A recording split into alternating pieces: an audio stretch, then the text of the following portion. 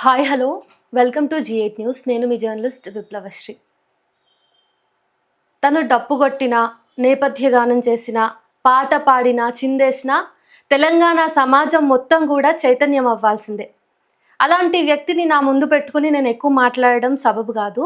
So నేను మీకు introduce చేస్తున్నాను. ప్రజానాట్య మండలి రాష్ట్ర అధ్యక్షులు వేముల ఆనందన్న. అన్న హలో అన్న. నమస్తే. అన్న ఫస్ట్ హస్మి పాటతోనే మనం స్టార్ట్ చేద్దాం. పాడండి అన్న. దేశ రాజధాని నొసట చెరగని నెత్తుటి తిలకం హస్మి హస్మి హస్మి హస్మి దేశ రాజధాని నొసట చెరగని నెత్తుటి తిలకం హస్మి చెరగని తెత్తుటి తిలకం హస్మి భావిస్వర భాస్వరాన్ని మండించే సూర్యరశ్మి హస్మి సూర్యరశ్మి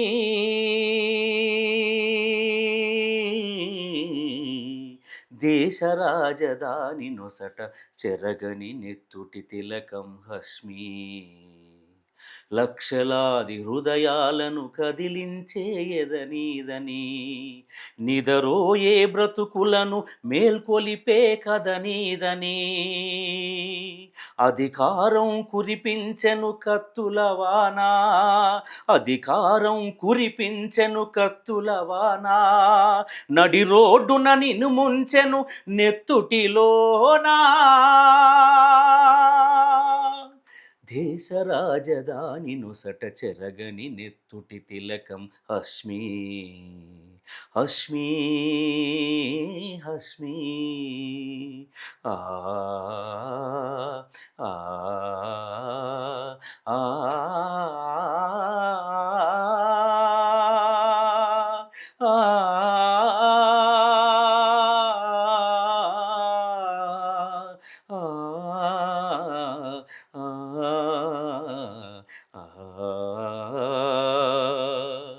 ఘజియాబాద్ వీధి గొంతు గద్గద కంబాయే వేల కల్లా సృజలం గనిభవించిపోయే ఘజియాబాద్ వీధి గొంతు గద్గద కంబాయే వేల కల్లా సృజలం గనిభవించిపోయే ఉన్మాదుల ఉక్కు బూట్ల క్రింద భావ ప్రకటన స్వేచ్ఛ గుండె నలిగిపోయే ఆ గుర్తులు మిగిలిపోయే దేశ రాజధాని నొసట చెరగని నెత్తుటి తిలకం హస్మి హస్మి హస్మి ఆ ఆ ఆ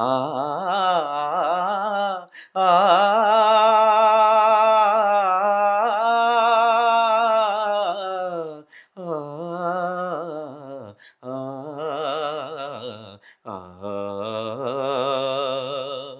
సూర్యుడు ప్రసరించడమే మార్పు తల్లి నేరమా వెన్నెల వర్షించడమే జాబిల్లి పాపమా సూర్యుడు ప్రసరించడమే మార్పు తల్లి నేరమా వెన్నెల వర్షించడమే జాబిల్లి పాపమా చెలరేగిన భావాలకు కళారూపమిస్తే చెలరేగిన భావాలకు కళారూపమిస్తే నడి రోడ్డున కళారవిని నరికి పారేయడమా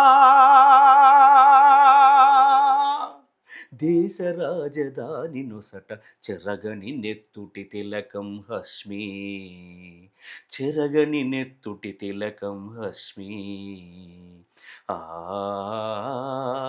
ఆ ఆ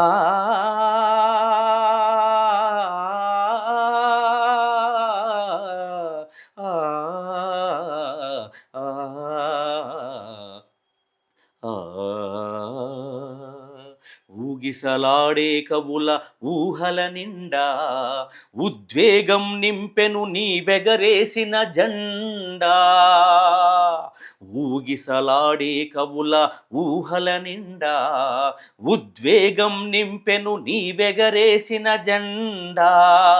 కాలం ప్రకటించింది నీ హత్యాస్థలిలో, కాలం ప్రకటించింది నీ హత్యాస్థలిలో అచ్చమైన ప్రజాకవులు హష్మి వంటి వారని.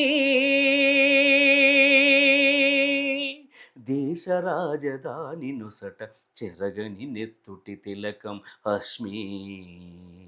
హష్మి భావిస్వర భాస్వరాన్ని మండించే సూర్యరశ్మి Hashmi.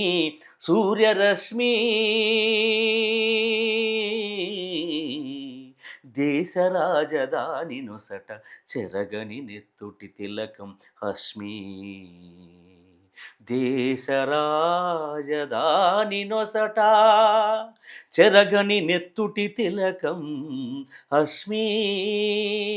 Hashmi Hashmi Hashmi. Thank you so much అన్న. పాటలో ఉన్న సాహిత్యానికి ప్రాణం పోసి పాడుతున్నారు. నిన్న కూడా మీరు పాడుతుంటే నేను నాటకం చూడాల్సింది మిమ్మల్ని చూస్తున్నా. నాకు మీ మొహం కనిపించకపోయినా కానీ మీ గాత్రంలోనే అభినయం కనిపిస్తుంది. అయితే మీరు పాడిన పాట ఇప్పటికీ రిలవెంట్గానే నేను చూస్తా. ఎందుకంటే ఇప్పుడు కూడా కళాకారుల మీద తీవ్రమైన నిర్బంధం ఉంది. అయితే మీరు ఒక కళాకారుడిగా చైతన్యం చేయడానికి విప్లవ పాటలో ఉన్నటువంటి కళాకారుడిగా ఏదైనా నిర్బంధాన్ని ఎదుర్కొన్నారా ఈ రాజ్యం నుంచి? నిర్బంధాలు అంటే నేను మొదటి నుంచి ప్రజానాట్యంలో పనిచేసాను. నేను మా కుటుంబం అంతా సిపిఎం పార్టీ కుటుంబం కాబట్టి నిర్బంధాలు అనేవి ఏమి లేవు. ఫస్ట్ స్టార్టింగ్లో నూతన ఆర్థిక విధానాలు పివి నరసింహారావు పీరియడ్లో నూతన ఆర్థిక విధానాలు వచ్చినప్పుడు మేము నల్గొండ జిల్లా కలెక్టరేట్ దగ్గర నిరసన కార్యక్రమం చేస్తుంటే అప్పుడు ఒకసారి అరెస్ట్ చేశారు మమ్మల్ని. అప్పుడు మాత్రమే ఒక నిర్బంధం. ప్లస్ వాల్ రైటింగ్ రాసేది మేము ఎస్ఎఫ్ఐలో ఉన్నాం. అప్పుడు వాల్ రైటింగ్ చేస్తున్నప్పుడు కూడా చాలామంది ఏబీ పూలతోటి తనులు పడడం ఒకసారి. అంటే వాళ్ళు ఎస్ఎఫ్ఐ స్టూడెంట్స్ ఆర్గనైజేషన్ కదా, అట్లా మేము చీకట్లో రాసేటోళ్ళం. దాంతో వాల్ రైటింగ్ రాస్తుంటే కూడా 11 తర్వాత రాస్తే పోలీసులు పట్టుకపోయి పోలీస్ స్టేషన్లో పెట్టేటోళ్ళు. ఉదయం రాత్రి తీసుకుపోయి పోలీస్ స్టేషన్లో పెడితే ఉదయం వచ్చేటోళ్ళు. అట్లా కొంత నిర్బంధం అంత తప్ప వేరే ఎక్కువ పెద్ద నిర్బంధాలు అనేవి లేవు. చిన్న చిన్నవి మాత్రం. అన్న కడుపులో సల్ల కదలకుండా ఉన్నోడికి పాట పాడే అవసరం ఉండదు. వాళ్ళు విప్లవాన్ని కూడా ఎంచుకోరు, ప్రతిఘటించారు. మీరు ఈరోజు పాటను ఎత్తుకున్నారు అంటే మీ వెనక ఉన్న సంఘర్షణలు ఏంటి? మీ కుటుంబ నేపథ్యం ఏంటి? మా కుటుంబం, మా నాన్న, మాది పేద కుటుంబం వాస్తవానికి. మాది పల్లెర్ల గ్రామం, ఆత్మకూరు ఎం మండలం, యాదాద్రి భువనగిరి జిల్లా. ఇప్పుడు ఉమ్మడి నల్గొండ జిల్లా, యాదాద్రి భువనగిరి జిల్లా. ఇప్పుడు నేను ఉండేది నిజామాబాద్. మా కుటుంబం, మా నాన్న వృత్తి చేసుకునేవాడు, మా అమ్మ కూలీనాలు చేసుకునేది, నేను మామూలుగా చదువుకునేవాడిని. ఏదున్నా 2 పూటలు గటక తిని 1 పూట అన్నం దొరికితే మా ఎక్కువ ఉండే అప్పుడు ఆ కాలంలో. ఆ పొజిషన్ నుంచి వచ్చిన వాళ్ళం మేము. మాకేం పెద్ద ఆస్తులు కానీ అట్లాంటివి పేదరికం నుంచి వచ్చిన వాళ్ళం.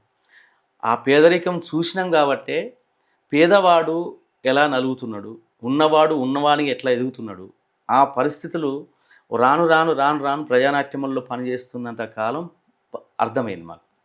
ఈ ప్రజానాట్యముల సంస్థకు మేము రాకపోతే మాకు అర్థమే కాదేమో. ఎందుకంటే బాహ్య ప్రపంచం, బయటి ప్రపంచాన్ని చూడలేం కదా. అది సంస్థ మాకు ఇచ్చిన గొప్ప వరంగా భావిస్తాం. ఎందుకంటే ప్రతి విషయాన్ని ఒక పరిశీలించి దీన్ని క్షుణ్ణంగా ఏంది ఇది, ఈ విషయం మీద ఎలా పాట రాయాలి, ఎలా పాట పాడాలి, వాళ్ళు ఎదుర్కొంటున్న సమస్యలు ఏందనేది మేము డైరెక్ట్ ప్రజల్లోకి వెళ్ళటం. అట్లా మేము పాటలు రాసి కానీ పాడేవాళ్ళం. అయితే కళాకారుల బ్రతుకు గురించి ఖచ్చితంగా మాట్లాడాలనిపిస్తుంది నాకు. ఎందుకంటే ఏ ఉద్యమం వచ్చినా లేకపోతే ఏ రాజకీయ నాయకుడైనా కానీ కళాకారులని వాడుకుని పాటలు పాడించుకుంటారు కదా. మరి కళాకారుల బ్రతుకు ఎట్లుంటుంది అనేది సామాన్య ప్రజలకు తెలియదు. అరే వీళ్ళు పెద్ద పెద్ద వాళ్ళతో వాడతారు, వీళ్ళ లైఫ్ కూడా బాగుంటుంది లగ్జరియస్గా అనుకుంటారు. కళాకారుడి బ్రతుకు ఎట్లుంటుంది? మీరు మీ సంస్థలో ఉన్నటువంటి తోటి కళాకారుల జీవితంలో కానీ మీ జీవితాల్లో కానీ చూసినటువంటి సమస్యలు ఎట్లా ఉంటాయి? సహజంగా కళాకారునికి ఏముంటుందంటే ఒక వేదిక మీద పాట పాడాలి, మాట పాట పాడాలనే ఆలోచన ఎక్కువ ఉంటుంది. నాకు ఆ వేదిక దొరికితే బాగుండు, ఆ జనాలకు నాకు తెలిసిన విషయాలను నేను పాట రూపేణ చూపించాలనే కోరికలు ఎక్కువ ఉంటాయి కళాకారునికి. అతనికి ఏ వేదికైనా కావచ్చు పోవాలని సిద్ధపడతాడు. సహజంగా కళాకారులు ఎదుర్కొనేది ఏంటంటే రాజకీయ పార్టీలలో నలిగిపోతారు ప్రస్తుతానికి. ఎందుకంటే వాళ్ళు ఆ క్షణం వాడుకుంటారు, తర్వాత పట్టించుకోరు వాళ్ళని, అవును. వాళ్ళ జీవితాలని కానీ వాళ్ళు ఏం చేస్తున్నారు ఏం కథ కానీ. అది నాయకునికి ఉండాల. ఒక కళాకారుని పట్టించుకునే తత్వం నాయకునికి ఉండాలి. ఆ పార్టీ ఏ పార్టీ అయినా కావచ్చు. ఆ పార్టీలలో ఉండకపోవడం అనేది చాలా కొద్దిగా ఇబ్బందికరంగా బాధాకరంగా అనిపిస్తుంది. ఎందుకంటే కళాకారుడు డప్పు కొట్టడానికి కానీ పాట పాడడానికి మనకి వస్తాడు, అవసరం అనుకుంటే ఎన్ని రోజులైనా పని చేస్తాడు శ్రమించి.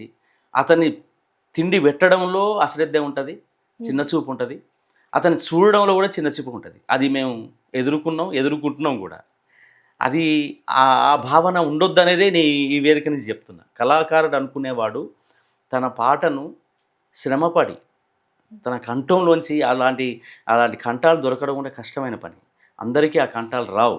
వచ్చిన పాటను పాడుతున్న గాయకుడిని కానీ కళాకారుని కానీ కాపాడుకోవాల్సిన అవసరం రాజకీయ పార్టీలకు ఉంది. వాళ్ళు వాడుకొని వదిలేయడం అనేది కొద్దిగా ఇబ్బందికరంగా అట్లా చాలామంది అది చూస్తున్నాం బయట. అది అన్న, ఫస్ట్ మీరు ఏ పాటతోటి మీ కళాకారుడి జీవితాన్ని ప్రారంభించిండ్రో ఆ సందర్భాన్ని గుర్తు చేసి ఆ పాట పాడండి అన్న. అమ్మ, నేను చదువుకునేటప్పుడే 4వ తరగతిలో పాటలు పాడినాను. 4వ తరగతి నుంచి చిన్నప్పటి నుంచి మామూలుగా ఉండేది, కానీ గొంతు ఉన్నదా లేదా మనకేం అర్థమవుతుంది. నేను 2వ తరగతిలో ట్యూషన్ పోయేటోని. మా నాన్న పంపితే ట్యూషన్ పోయేటోని. అప్పుడు ధర్మపాల్ రెడ్డి సార్ అని ఆయన ట్యూషన్ చెప్పేవాడు మాకు. ఆయన మంచి సింగర్. ఆయన అరే ఆనంద్ నీ గొంతు మంచిగా ఉందిరా అంటే సహజంగా రాగయుక్తంగా వాక్యాలు చెప్పేటోళ్ళు. చదువు చెప్పేటప్పుడు ఇట్లా చేస్తారు రాగం. అందులో నా రాగం కొద్దిగా మంచిగా అసలు మంచి గొంతు మంచిగా ఉందిరా, నువ్వు పాట పాడరా అని చెప్పి మారాలి మన సమాజం అనే పాటను నేర్పిండి ఆయన. అది ఫస్ట్ మొదటి పాట విప్లవం పాటేనది. ఎందుకంటే నా కుటుంబం పార్టీ నేపథ్యం. అట్లా నేను విప్లవం పాట నేర్చుకున్నాను నేను. అది మారాలి మన సమాజము, మారాలి మారాలి మన సమాజము, మారాలి మారాలి మన సమాజము, నిరుద్యోగము నిరాశ నేడు, నిరుద్యోగము నిరాశ నేడు, అడుగడుగున సమాజాన్ని ఆవరించెరా, మారాలి మన సమాజము, మారాలి మారాలి మన సమాజము, మారాలి మారాలి మన సమాజము. ఈ పాట ఇప్పటికీ పనికొస్తుందమ్మా. అప్పుడు ఎప్పుడో కమ్యూనిస్ట్ కాలంలో రాసిన పాట ఇప్పటికీ ఈ సమాజంలో అంటే మారుతున్న సమాజం మారాల కదా. నిరుద్యోగం అట్లనే ఉంది, స్త్రీ మీద దాడులు అట్లనే ఉన్నాయి, ఏది చూసినా కనబడుతుంది. కులం మతం అన్నీ పెచ్చరిల్లిపోతున్నాయి మన దేశంలో. ఇంకా ముఖ్యంగా ప్రపంచం అంతా మార్పు వచ్చినా మన దేశంలో మాత్రం ఈ బీజేపీ ప్రభుత్వం వచ్చిన తర్వాత ఇంకెక్కువ అవుతున్నాయి, అవి తక్కువ లేదు. అందుకని ఈ పాట నాది మొదలు. ఓకే, అయితే మీరు మహిళల ప్రస్తావన తీసిండ్రు కాబట్టి మహిళల గురించి ఏదైనా పాట పాడతారా నా కోసం? ఈరోజు ముఖ్యంగా ఇప్పటి వరకు అంటే బీజేపీ ఈ దేశానికి అధికారం రాక ముందుకు కొంత మార్పు వచ్చింది మహిళల్లో. మహిళ ఎందులో తక్కువ కాదు, అన్నిట్లో పనిచేయగలదు, అన్నిట్లో తన శక్తిని చూపించగలదనే విషయాలు కొద్దిగా వచ్చినాయి, మెరుగవుకుంటూ వచ్చినాయి. అతను ఏరోప్లేన్ నుంచి కింద ఏ పనైనా చేయగలిగే శక్తి సాధించుకున్నది, చదువులో కానీ దేంట్లోనైనా. కానీ ఇప్పుడు మళ్ళీ వచ్చిన తర్వాత ఒక్కొక్క ఆర్ఎస్ఎస్ కార్యకర్త కానీ బీజేపీ కార్యకర్తలు కానీ ఏమంటారంటే మహిళ వంటింట్లోనే ఉండాలి, బయటికి రావద్దు, బయటికి వస్తే అత్యాచారాలు అవుతాయి, ఎందుకు కావు అని అంటారు. అది కరెక్టా? కాదు. మహిళ తలుచుకుంటే ఏదైనా చేయగలదు, కానీ ఆమెకు రక్షణ ఇచ్చే బాధ్యత ప్రభుత్వానికి. చండాలమైన మాటలు ఏంటంటే రక్షణ ఇవ్వలేని పరిశ్రమలో ఇంట్లోనే ఉండాలని బంధించాలనే ఆలోచన రావడం అనేది తప్పు. అందుకనే ఇప్పటికీ మేము చెప్తున్నాం, తెంచుకోవాలి సంఖ్యలను. ఆమె ఇంకా బయటికి రావాలని చెప్తుంది. ఇప్పుడు మహిళా సంఘం ఆల్ ఇండియా మహాసభలు కూడా ఆ ఉద్దేశం, ఆ స్టేట్మెంట్ని ఇస్తున్నది. మహాసభలు ఇవాళ చివరి రోజు అయినా ఆ స్టేట్మెంట్ ఇస్తున్నది. నేను కూడా ఒక గాయకునిగా నేను చెప్పిన సందేశం కూడా అదే. డిబి చారి గారు రాసిన పాట, తెంచుకో తెంచుకో సంకెళ్ళను చెల్లి, తల వంచితే ఈ లోకం ఎదగనీదు తల్లి, నిన్నెదగనీదు తల్లి. తెంచుకో తెంచుకో సంకెళ్ళను చెల్లి, తల వంచితే ఈ లోకం ఎదగనీదు తల్లి, నిన్నెదగనీదు తల్లి. ఆడదంటే ఒంటింటి కుందేళ్లను సామెతలకు కాలం చెల్లే రోజులు వచ్చాయని నినదించు. తెంచుకో తెంచుకో సంకెళ్ళను చెల్లి, తల వంచితే ఈ లోకం ఎదగనీదు తల్లి, నిన్నెదగనీదు తల్లి. మాతృసామ్య వ్యవస్థలో మహిళ రాజ్యమేలింది, పురుషునితో సమానంగా ప్రతిభ తాను చూపింది. అభివృద్ధి పదములో నాడుగులు జత కలిపింది, విజ్ఞానపు విహంగమై వినువీధిన ఎగిరింది. తెంచుకో తెంచుకో సంకెళ్ళను చెల్లి, తల వంచితే ఈ లోకం ఎదగనీదు తల్లి, నిన్నెదగనీదు తల్లి. వంట పని ఇంటి పని అతివల ఉద్యోగాల, వీధి ముఖం చూడకుండా ఇంటిలోనే మ్రగ్గాల. యంత్రంలా పిల్లలగని జనాభాను పెంచాల, యంత్రంలా పిల్లలగని జనాభాను పెంచాల.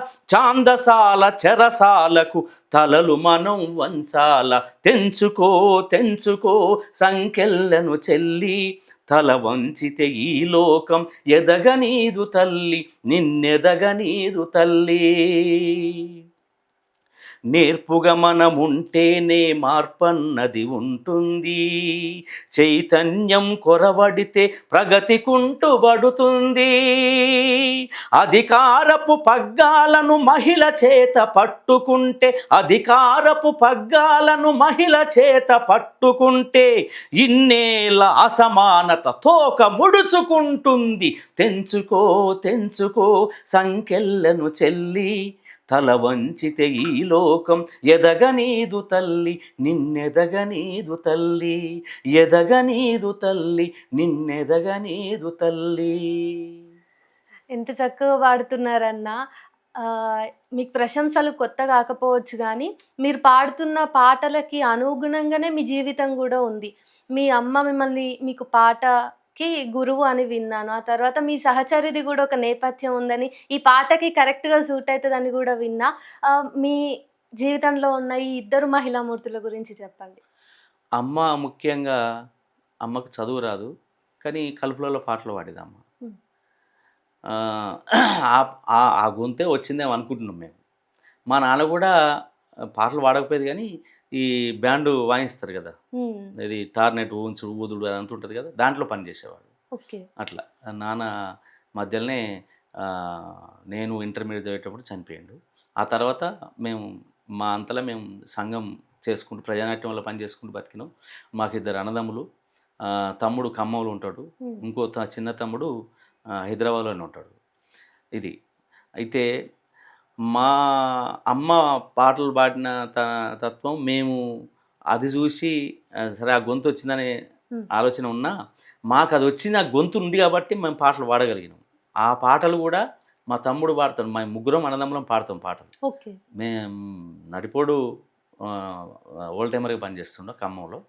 చిన్నోడు మాత్రం మేము రానియలే, అతనికి జాబ్ పర్పస్ పంపించేసినాం. అతను ఇవాళ ఐసిఐసిఐ బ్యాంకు మేనేజర్ అతను. ఓకే. నేను ప్రజానాట్యంలో హైదరాబాద్లో పనిచేస్తున్నప్పుడు ఉమ్మడి జిల్లాలు కరీంనగర్, ఆదిలాబాద్, నిజామాబాద్ జిల్లాలలో ఆ జిల్లాలు గైడెన్స్ చేసేవాడిని నేను ఇక్కడి నుంచి. అప్పుడు నేను నిజామాబాద్ పోయినప్పుడు నూర్జహాన్ మా ఆవిడ పరిచయం. అట్లా మాకు పరిచయం ఏర్పడ్డది. దాంతో ప్రేమగా మారి పెళ్లి చేసుకోవడం జరిగింది. పార్టీకి చెప్పి, స్టేట్ పార్టీ వాళ్ళకి చెప్పి రాహుల్ గారితో మాట్లాడి పార్టీ చేసుకున్నాం. ఆ పెళ్ళి మా ఊళ్ళోనే, మా గ్రామంలోనే జరిగింది. స్టేజ్ మ్యారేజ్, మొట్టమొదటి స్టేజ్ మ్యారేజ్ నాదే మా ఊళ్ళో. నడి ఊళ్ళో చేసుకున్నాం మ్యారేజ్. అది ప్రజలు కూడా చాలా సహకరించారు మాకు. ఆమె చాలా చురుకైన కార్యకర్త. ఆమె ఒక ముస్లిం మహిళ ఉండి, అది కూడా ఒక ఉన్నత వర్గం, ఓసీలు, ముస్లింలలో ఓసీలు వాళ్ళు. ఓకే. ఆ ఉన్నత వర్గంలో ఉండి కూడా వాళ్ళు బయటికి వెళ్ళరు, మహిళల్ని బయటికి వెళ్ళనియరు ముస్లిమ్స్. హ్మ్. కానీ ఈమె ఇప్పుడు మీరు అన్నట్టు ఈ పాటలో ఉన్నట్టు తెలుసుకొని వచ్చింది సంఖ్యలు. ఆమె ఫస్టు పీపుల్స్ వార్లో పనిచేసింది. ఓకే. ఆ పీపుల్స్ వార్లో వాళ్ళ నాన్న, వాళ్ళ కుటుంబం పనిచేసేది కాబట్టి ఆ రీత్యా ఆమె పాటలకు, వాళ్ళ తుపాకీ దానికి ఆకర్షితులై వెళ్ళిపోయింది. ఒక 6 సంవత్సరాలు అట్లా పనిచేసింది. ఆ తర్వాత ఆమెకు ఆరోగ్యం బాలేక ఓకే. లొంగిపోవడం జరిగింది బయటకి. అట్లా ఆమె ప్రజా పోరాటాలు నిర్వహించడంలో చాలా మంచి పాత్ర ఉంటది. ఆమె కుటుంబం చూసుకోవడంలో గూడా ఆమె పాత్ర చాలా ముఖ్యమైనది. ఆమె ఏం ఫీల్ గాదు. హ్మ్. ఇద్దరం గూడా పని జేసుకుంటాం. ఆమె ఓకే. ఏదైనా మీటింగ్‌కి పోతే నేను పని జేస్తా ఇంట్లో. నేను ఏదైనా ఇప్పుడు ఇక్కడికొచ్చిన నేను వారం రోజులున్నా. అవును. ఆమె పని జేసుకుంటది. ఇంట్లో పిల్లల్ని చూసుకొని పని జేస్తుంటది. అట్లా ఎవరం గూడా ఇబ్బంది పడం. హ్మ్. మా దాంట్లో మేము గూడా ఎవరిని అంటే మా తత్వం ఏందంటే ఆమె నమ్మదు, మేము నమ్మం దేన్ని. ఈ ఓకే. మతాన్ని గాని, కులాన్ని హ్మ్. గాని, దేవుడు, దయ్యాలు ఇవన్నీ ఏమి ఉండేవి మా ఇంట్లో. మా పిల్లలతో సహా ఎవరం గూడా. మేము మా మా లక్ష్యం అది. హ్మ్. మేము హ్మ్. మనుషులం మనం. మనుషులలో మార్పు వస్తున్నాక ఇంకేంది అతిథి శక్తి ఏం లేదు. మనమే మార్పు. ఈ సమాజాన్ని మార్చాల్సింది మనమే. మార్పు తెచ్చుకోవాల్సింది మన నుంచి మార్పు కావాలనేది మా నుంచే మేము మార్పు మొదలుపెట్టినాం అట్లా. అది మా కుటుంబ నేపథ్యం. మా ఆవిడ మంచి చురుకైన కార్యకర్త. ఆమెను జూసి చాలామంది నేర్చుకునే వాళ్ళున్నారు. ఆమెను జూసి చాలామంది తయారైనోళ్ళు గూడా ఉన్నారు. వావ్! ఎందుకంటే ఆమె ఒక నా నా మా దృష్టిలో మాత్రం మా కుటుంబానికి ఒక ఆదర్శవంతురాలు. వాళ్ళ కుటుంబం గూడా కొద్ది రోజులు మాతోని హ్మ్. ఉండలేదు. తర్వాత వాళ్ళ నాన్న నా నా ప్రవర్తన జూసి మంచిగా చూసుకుంటున్నాడు అబ్బాయి, మంచిగుంటున్నాడనే ఆలోచనతోటి వచ్చిర్రు వాళ్ళు మా దగ్గరికి. వచ్చి మా వాళ్ళ చిన్న తమ్ముడు ఖలీలు ఎప్పుడు మా ఎమ్మటే ఉన్నాడు ఫస్ట్ ఓకే. నుంచెల్లి గూడా. హ్మ్. హ్మ్. అతను మాత్రమే ఆ కుటుంబాలు. మిగతా వాళ్ళందరూ తర్వాత కలిసొచ్చారు. ఇక మా పరిస్థితులు మేముండే తీరు అది జూసి వాళ్ళు కలిసిపోయారు మాతోటి. మేము వాళ్ళ దగ్గరికి పోవడం, వచ్చడం ఇట్లా నడుస్తుంటదంతా. అన్న ఈ ప్రస్తుత కాలంలో అయితే కులాంతర, మతాంతర వివాహాలు పెరుగుతలేవు. ఎవరైనా ధైర్యం చేసి పెళ్లిళ్లు చేసుకున్నా కుల హత్యలవుతున్నాయి, మత హత్యలవుతున్నాయి, లవ్ జిహాద్ అని జెప్పేసి ఒక డైవర్షన్ పాలిటిక్స్ నడుస్తున్నాయి. ఆ! ఈ నేపథ్యంలో మీరు సక్సెస్‌ఫుల్‌గా ఇన్ని సంవత్సరాలు ఈ సమాజానికి ఒక ఆదర్శ దంపతులుగా ఉన్నందుకు మీకు కంగ్రాచ్యులేషన్స్. థాంక్ యూ అమ్మ. అయితే ఈ సందర్భంగా మీరు ఇన్నేళ్ల మీ కెరీర్‌లో ఒక కళాకారుడిగా ఇష్టంగా పాడినటువంటి పాట ఏదైనా ఉంటే పాడతారా? ఇష్టంగా అంటే నాకు 'ఆచలని సముద్ర గర్భం' బాగా ఇష్టం. ఓకే. ఇక అన్నీ ఇష్టమైన పాటలే ఉంటాయి. సహజంగా ఇది కొద్దిగా ఇష్టంగా నేను నేర్చుకున్న పాట. ఓకే. రాగయుక్తంగా ఉంటది కాబట్టి నేను బాగా ఇష్టంగా నేర్చుకున్న పాట. అది ఇష్టపడతా నేను బాగా. ఆ చల్లని సముద్ర గర్భం దాచిన బడబానలమెంతో ఆ నల్లని ఆకాశంలో కానరాని భాస్కరులెందరో ఆ చల్లని సముద్ర గర్భం దాచిన బడబానలమెంతో ఆ నల్లని ఆకాశంలో కానరాని భాస్కరులెందరో ఆ చల్లని సముద్ర గర్భం దాచిన బడబానలమెంతో భూగోళం పుట్టుక కోసం రాలిన సురగోళాలెన్నో ఈ మానవ రూపం కోసం జరిగిన పరిణామాలెన్నో ఆ ఆ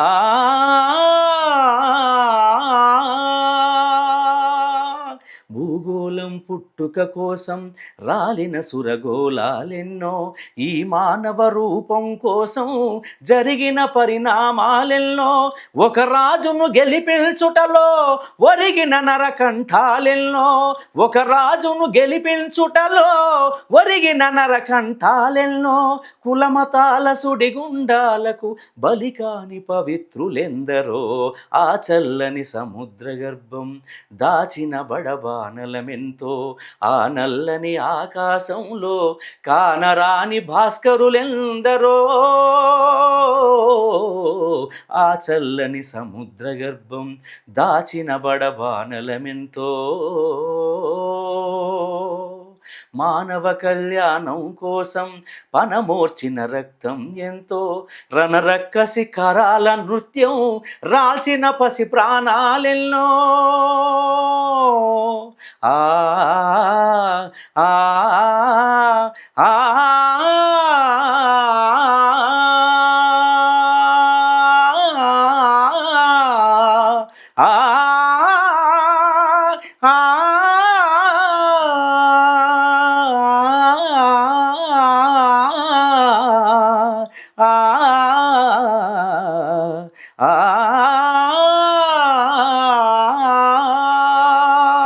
మానవ కళ్యాణం కోసం పనమోర్చిన రక్తం ఎంతో, రణరక్కసి కరాల నృత్యం రాల్చిన పసి ప్రాణాలెన్నో, కడుపు కోతతో అల్లాడిన కన్నులలో విషాదమెంతో, కడుపు కోతతో అల్లాడిన కన్నులలో విషాదమెంతో, ధనవంతుల దుర్మార్గాలకు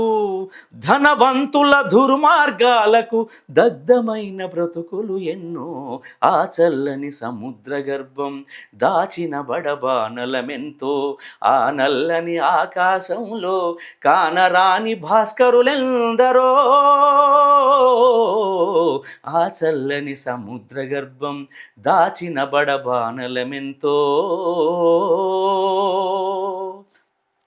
అన్నార్తులు అనాథలుండని ఆనవయుగమదెంత దూరం, అన్నార్తులు అనాథలుండని ఆనవయుగమదెంత దూరం, కరువంటూ కాటకమంటూ కనిపించని కాలాలెప్పుడో, ఆ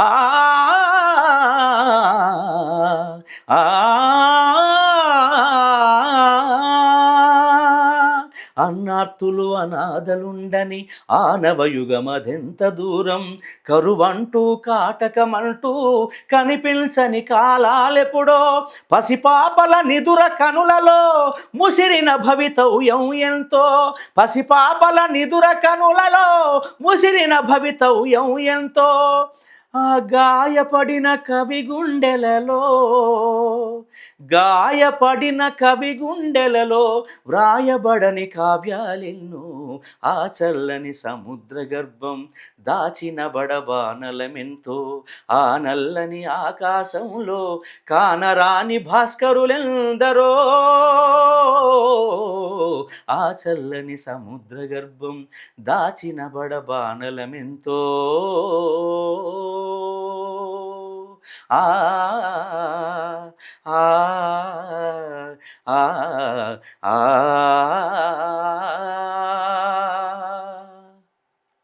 అన్న ఈ మీరు పాట ఇంత గద్దర్ బాగా ఇష్టపడేటోడు.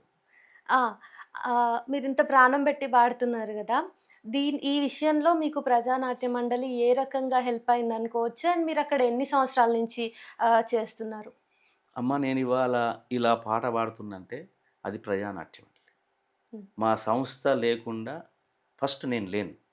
ఎందుకంటే నాకు నేర్పింది గానీ, ఒక క్రమశిక్షణ నేర్పడంలో గానీ, మనుషులతో ఎట్లా ఉండాలని, పేద ప్రజల్ని ఎలా ప్రేమించాలి, ఉన్నోడుకు లేనోడికి తేడా ఏంది, ఈ ప్రపంచం ఎటుపోతుంది, ఈ దేశం ఎటుపోతుంది, ఈ అన్నిటి విషయంలో నేను నేర్చుకున్నదంటే అది నా సంస్థ. హ్మ్. దాని నుండే నేను నేర్చుకునేవాళ్ళం. సరే రేపు రేపు రేపు నేను బయట ఉన్నా, ఏడ ఉన్నా నా సంస్థ నాకు గొప్ప. నా తల్లిదండ్రులు ఎంతనో నా సంస్థ నాకంత. వాహ్! అది. ఎన్నేళ్ల నుంచున్నారన్న? నేను అంటే నేను అక్షరాస్యత ఉద్యమం నల్గొండ జిల్లాలో అక్షరాస్యత ఉద్యమం ఓకే. మొదలైంది. అప్పటి నుంచి పనిచేస్తున్నాను. ఇంటర్ నుంచి ఆ! మీరు ఇంటర్. అందులోనే ఉన్నారు. ఇంటర్ అంటే 10th అయిపోయిన తర్వాత ఓకే. మొత్తం. 10థ్‌లో ఎస్ఎఫ్ఐ 10th వరకు ఎస్ఎఫ్ఐ, ఇంటర్మీడియేట్ వరకు ఎస్ఎఫ్ఐలో ఉన్నా. ఓకే. తర్వాత పాటలు అంటే ఎస్ఎఫ్ఐలో ఉంటే ఒక నాయకునిగా తయారయ్యేటోడిని. హ్మ్. ఇప్పుడు నేను నాకు ఇంట్రెస్ట్ పాటలు కాబట్టి పాటల నాయకునిగా తయారయ్యాను నేను. ఓకే. అట్లా. అండ్ మీరు స్టార్టింగ్ ఒక పాట పాడతా నేను అని అట్లా పోయిన సందర్భం నుంచి ఇప్పుడు రాష్ట్రానికి అధ్యక్షులుగా ఎదిగిండ్రు గదా! ఈ పరిణామ క్రమంలో మీరు ఎదుర్కొన్నటువంటి ఛాలెంజెస్ గానీ, లేకపోతే మీరు గొప్పగా ఫీల్ అయినటువంటి అనుభవాలు గానీ హ్మ్. చెప్తారా? అంటే వాస్తవానికి మా సంస్థలో గాయకులు, నాయకులు కావడం కొద్దిగా అరుదు. హ్మ్. ఈ గాయకులు, నాయకులు కావడం అనేది నేను మొదటగా అనుకుంటున్నాను నేను. హ్మ్. ఎందుకంటే హ్మ్. ఎప్పుడైనా ఆర్గనైజర్లు కొద్దిగా అంటే వాళ్ళలో ఉపన్యాసం, ఈ క్లాసులు చెప్పడం, దీంట్లో పట్టున్న వాళ్ళు మాత్రమే నాయకత్వానికి హ్మ్. వస్తారు. ఒక గాయకునిగా నాయకత్వంలో రావడం అనేది నేను మొదటిసారి. నన్ను సంస్థ కోరుకుంది, నేను అయినా. అది సంస్థ కొన్ని ఇబ్బందుల్లో ఉన్నప్పుడు మాత్రమే నేను ఓకే. రావడం జరిగింది. ఎందుకంటే ఇగ తప్పని పరిస్థితులల్లా ఆనంద్‌ను హ్మ్. పెట్టుకొని నడపాలి అనే మూమెంట్‌లో నన్ను పెట్టుకొని నడుపుతున్న పొజిషన్. అది ఏందంటే ఇప్పుడు పొజిషన్ అన్ని సంస్థలు కూడా అంతే. కళాకారులను ఎవరు ఆదరించే పరిస్థితి లేదు. కళాకారులు ఉన్నా వాళ్ళు డబ్బుల కోసం వాడుకోవడం, వీళ్ళు డబ్బుల కోసం పోవడం. ఇది ఇప్పుడు ఉన్న పరిస్థితులు. ఆ పరిస్థితులలో నేను అంటే నాలాంటి గాయకుడు నిలబడడం అనేది అసాధ్యం. ఉమ్, డబ్బులు ఇస్తున్నప్పుడు వాడు పాట ఇవాళ 5,000 ఒక పాట ఇస్తే బయట వాడితే 5,000, మంగ్లీ లాంటి వాళ్ళకైతే లక్షలు వస్తున్నాయి. అది ఆ పొజిషన్ మా సంస్థ నేర్పలేదు. మాకేందంటే ప్రజల పాట, ప్రజల కోసం, ప్రజల్ని చైతన్యవంతం చేయడం కోసం నేర్పింది. అయితే విషయం ఏందంటే ఆర్థిక ఇబ్బందుల ద్వారానే కళాకారుడు ఇబ్బందులు పడతాడు. ఉమ్, ఉమ్, అతన్ని డబ్బులు తీసుకోవడం అనేది తప్పు పట్టడానికి లేదు ఇక్కడ. అతని ఆర్థిక ఇబ్బందులు, ఆర్థిక స్తోమత, ఆర్థికంగా ఉన్నోడు పాడగలుగుతారు ఫ్రీగా, పెద్ద పెద్ద సమస్య అవును. కాదు. ఆర్థికంగా లేనోడు మాత్రమే ఆ పాటను ఉపయోగించుకుంటాడు డబ్బులకి. ఆ డబ్బులు కూడా కనీసం కళాకారునికి వానికి సాధ్యమై ఆని పాటకు తగ్గట్టు, శ్రమకు తగ్గట్టు ఇస్తురా అంటే అందులో కూడా దోపిడీ జరుగుతుంది. వాడు 10,000 పాట పాడినా ఆడు 5,000, 3,000 ఇచ్చి పంపిస్తున్నాడు. అంటే అతని గొంతును వాడు వాడుకుంటున్నాడు. గొంతు పేరు మీద వాడు డబ్బులు సంపాదిస్తున్నాడు. ఆ గొంతుకు మాత్రం ఆ క్షణం అయిపోతుంది అది. అవును. ఎన్నో కొన్ని పైసలు ఇచ్చి పంపిస్తారు. ఇది జరుగుతుంది. ఇది కూడా దోపిడీ అన్నట్టే. ఒక విధంగా కళాకారుని మీద దోపిడీ అది. కళాదో అందుకని ఇది ఈ సహజంగా అది ఉండొద్దు. కళాకారుని వాస్తవంగా వాని కష్టం, వాని గొంతు, వాని కష్టం అనేది మనం గుర్తించాలి. ఎవరైనా బయట పాటలు పాడించే వాళ్ళు ఎవరైనా గుర్తించి అతనికి ఒక మంచి ఏమంటారు దాన్ని, ఏమంటారు, కూలి, పారితోషికం, ఒక మంచి పారితోషికాన్ని ఇచ్చే విధంగా వాళ్ళు చూస్తే బాగుంటుంది. అట్లా ఉంటే వాడు ఇంకొక 10 పాటలు పాడడానికి సిద్ధపడతాడు. అమ్మ 5,000కి ఏమొచ్చిందిరా భయ్యా అని నిరాశలో చాలామంది ఇళ్ళల్లో ఉన్న వాళ్ళు కూడా చాలామంది ఉన్నారు. అట్లా అందుకని అందులో కూడా ఎదిగే వాళ్ళే ఎదుగుతున్నారు. అంటే వాళ్ళు గొంతు నచ్చి వాళ్ళకు నేపథ్యం, వాళ్ళ కులం కూడా చూస్తున్నారు. ఇక మా కులం పొడా కాదాయుడు ఇట్లా ఇట్లా చూసి కూడా పాడించుకునే అది తయారైంది ఇప్పుడు సమాజం. ఈ బీజేపీ వచ్చినాక ఇంకెక్కువ అయినాయి అవి. మా మతం ఏది, మీ కులం ఏది, కులాలు పెరుగుతున్నాయి. మతం ఇప్పుడు వెళ్తుంది కదా దేశానికి, నెక్స్ట్ కులం వెళ్తుందేమో అనిపిస్తుంది ఓసారి. అది పొజిషన్ ఇప్పుడు దేశంలో. ఆ! అయితే మీరు మీ సంస్థ ద్వారా ఎలాంటి కళారూపాల్ని ప్రదర్శిస్తూ ఉంటారు? మేము ప్రజానాట్య మండలిగా మా ఆయుధం శబ్దర్ హష్మి గారు ఇచ్చిన వీధి నాటకం. హ్మ్. శబ్దర్ హష్మి గారు, రామనాథం గారు మాకు వీధి నాటకాల్ని మాకు నేర్పించారు. ఎలా తయారు చేయాలనేది నేర్పించారు. ప్రజల్లోకి ఎట్లా వెళ్ళాలనేది నేర్పించారు. అది మేము దాదాపుగా ఒక 20-25 సంవత్సరాలు సబ్దర్ హష్మి ఓపెన్ థియేటర్ అని షార్ట్ నడిపేవాళ్ళం. హ్మ్. ప్రతి సంవత్సరం నడిపేవాళ్ళం. అట్లా 20-25 సంవత్సరాలు కంటిన్యూ నడిపినాం మేము. అక్షరాస్యత ఉద్యమం నుంచి వెళ్ళి దాదాపు ఒక 15 సంవత్సరాలు ఏమవుతుంది ఆపేసి అంతే. అంటే తర్వాత ఇక మళ్ళీ కంటిన్యూ చేయాలని చెప్పి ఈ మధ్యన అనుకుంటున్నాం. ఒకవేళ చేస్తే మళ్ళీ కంటిన్యూ చేస్తాం దాన్ని. కానీ వీధి నాటకం అనేది మా ఆయుధం. ఓకే. వీధి నాటకం అనేది ఏంది, ప్రజల్లో సాధారణ ప్రజల వద్దకు కూడా నాటకాన్ని తీసుకెళ్ళచ్చు. హ్మ్. నాటకం అనేది ఒక స్టేజ్ నాటకం అనేది అది ఒక స్టేజ్ కావాలి, వాడు దానికి ఎక్విప్మెంట్స్ ఉండాలి, లైట్స్ ఉండాలి, ఇవన్నీ దీనికి అవసరం ఉండదు. దానికి అవసరం ఉంటుంది. అది ఖర్చుతో కూడుకున్నది, ఇది ఖర్చు లేనిది. కాబట్టి ప్రజల్లోకి ఎట్లా వెళ్ళాలనేది వీధి నాటకం అనేది పక్కా మాకు ఉపయోగపడుతుంది, ఉపయోగపడ్డది కూడా. ఇప్పటికి కూడా ఉపయోగిస్తున్నాం దాన్ని. వీధి నాటకం మీరు చూసారు రాత్రి, అవును. అది వీధి నాటకమే. వీర తెలంగాణ సాయుధ రైతాంగ పోరాటం చరిత్ర అది. అవును. ఆ చరిత్రను మేము రేఖామాత్రంగా చూపెట్టినాం. అయినా ఆయనకి అర్థమైపోద్ది చాలా చాలా ఎఫెక్టివ్‌గా ఉంటది. ఎట్లా అనేది అర్థమైపోద్ది. అక్కడ భాష లేని వాళ్ళు కూడా అర్థం అవును. చేసుకోగలిగారు ఈజీ. అవును. తెలుగు భాష అయినా అక్కడ పొజిషన్, వాళ్ళ హావభావాలు, వాళ్ళు చేసిన యాక్షన్ అదంతా నా పక్కన అర్థమైపోతుంది. పాండిచ్చేరి ఆమె కూర్చుంది. ఆ మహిళ గూడా చాలా ఉధృతంగా ఆమె ఎక్స్‌ప్రెస్ చేసుకుంటుంది. తన ఆ, ఫీలింగ్స్‌ని గూడా బహిర్గతపరుస్తుంది. అవును. మేము కేరళ వేసినాం, బెంగాల్ వేసినాం, ఇంకొన్ని రాష్ట్రాలు, ఢిల్లీ వేసినాం, చాలా రాష్ట్రాలు, బెంగళూరులో వేసినాం. ఇట్లా చాలా రాష్ట్రాలు తిరిగినాం అన్నీ. హ్మ్. దాదాపు ఒక 1000-2000 అవసరంకి నీకు ఎక్కువనే ప్రదర్శనలు ఇవ్వచ్చేమో అనిపిస్తుంది.